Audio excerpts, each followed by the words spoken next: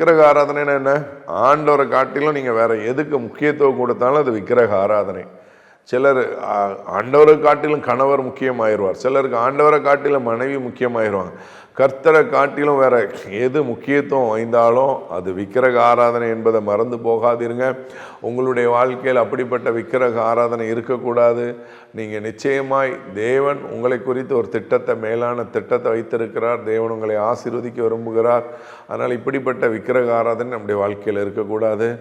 ஆண்டவரை விட்டுட்டு சில பொம்மைகளையோ மனிதர்களையோ விலங்குகளையோ நாம் வணங்கி கொண்டு இருந்தால் அதுவும் விக்கிரக ஆராதனை தான். சரியா? படைத்தவரை வணங்க வேண்டும், படைப்புகளை அல்ல. சரியா? சிருஷ்டிகரை தான் நம்ம ஆராதிக்கணும், சிருஷ்டி அல்ல. படைக்கப்பட்ட ஒருவேளை விலங்குகளையோ மனிதர்களையோ இயற்கைகளையோ அல்ல. இயற்கையை படைத்தவர், விலங்குகளை படைத்தவர், மனிதரை படைத்தவர், அவர் உங்களை நேசிக்கிறார். God multiply.